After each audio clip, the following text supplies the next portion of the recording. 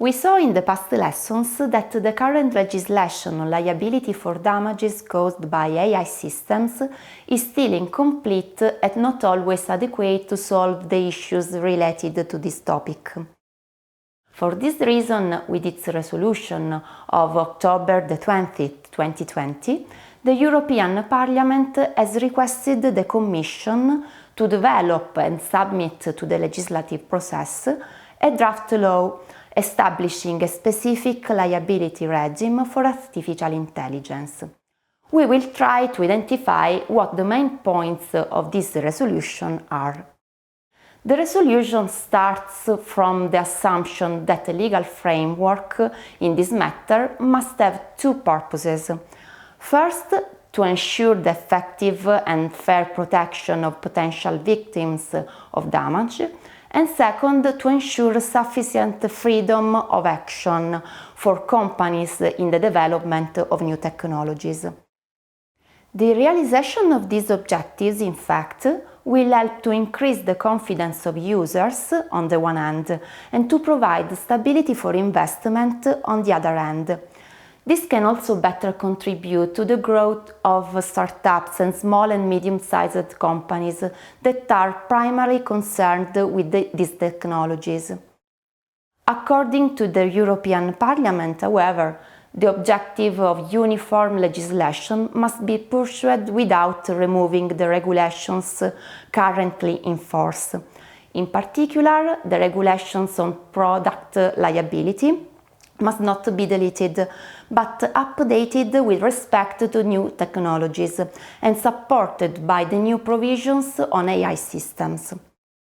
In addition, the European Parliament recognizes that, although it is preferable to provide for sectoral disciplines for each area of relevance, it is in any case appropriate to provide for an unitary regulation for all sectors involved in AI systems and therefore to formulate common principles.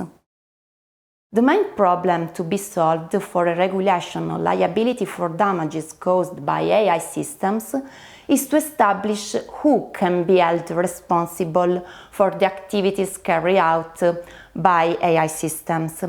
This is a problem that affects several levels because there are several operators who can be involved from the design phase of the technologies up to the subsequent phases of execution, control and maintenance. The situation becomes more complicated in cases of automated decision-making processes, where a user initially delegates a decision, in part or in full, to an entity using software or a service, or in cases where the activity of an AI system is closely linked to other systems, AI or not, and dependent on them. Just think, for example, of the damage caused by a car with automatic driving, which has left the road because the software of the navigator has suggested a wrong move. Moreover, the resolution unequivocally clarifies that AI systems cannot be considered as entities with legal personality. In other words, it's to be excluded that the AI system alone can be responsible for damage. The European Parliament deems that the most appropriate solution is to hold jointly and severally liable all the operators who created or maintained the risk situation and who should have minimized it ex ante and therefore have to compensate it ex post.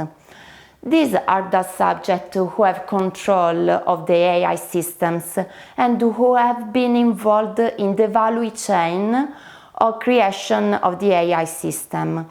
Therefore, they will have to be responsible in proportion to the degree of control that each of them has over the AI system. On this point, it is the same resolution that compares the operator of an AI system to the owner of a car. He will therefore be liable in proportion to the control he can exercise over it. However, Having identified who is liable, it must be understood in what way they are liable. Especially considering the fact that there are many sectors in which AI systems may be deployed, an accurate assessment of liability will need to consider the specific risks in that sector. For example, it is clear that the use of AI systems in medicine may involve greater risk and therefore liability than in purely economic relationships. In addition, it must be taken into account that very often those harmed by an AI system may not even be aware of them. Think of an AI system operating in a public space, for example a square.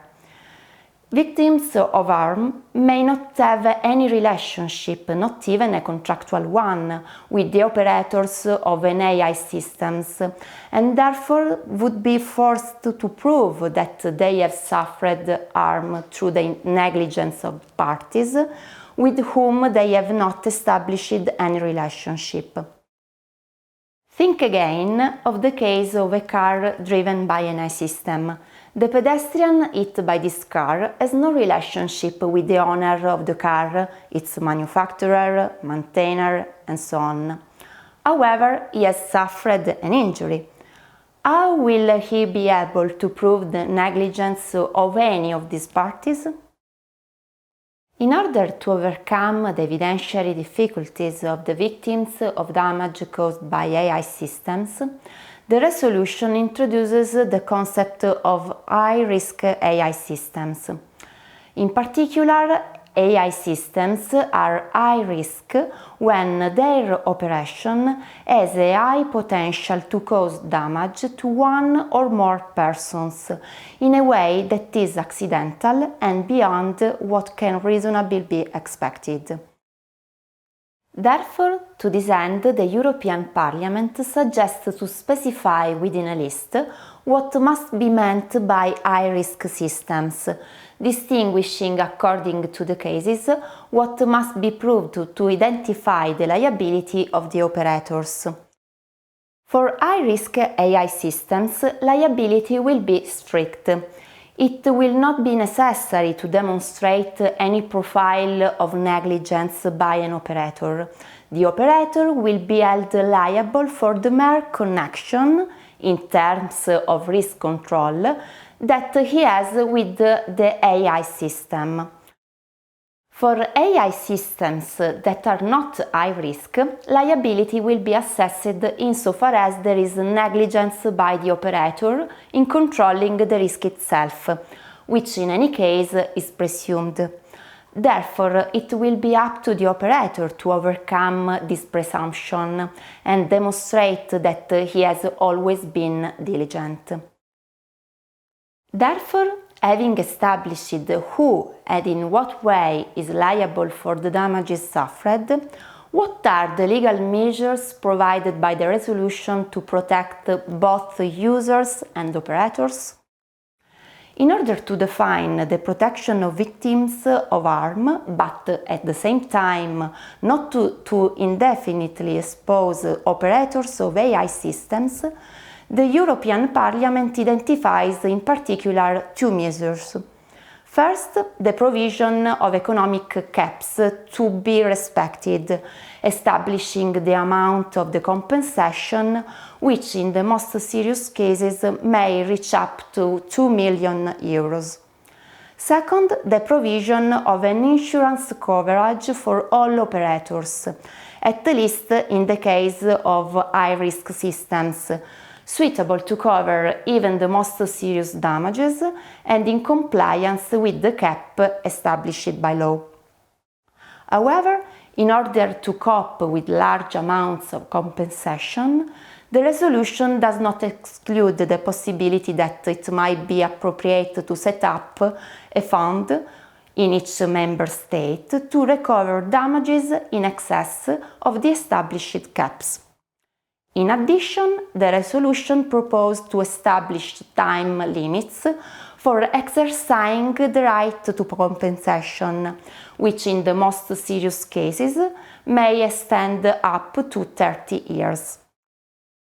Finally, in order to facilitate contacts between producers based outside the EU and operators, each producer of AI systems may designate an European representative for the liability in AI matters. As is evident, the resolution proposed to guarantee a reference discipline regarding damage caused by AI, a discipline that is currently absent and which, however, if adopted, will have to be combined with specific provision designed for each risk sector.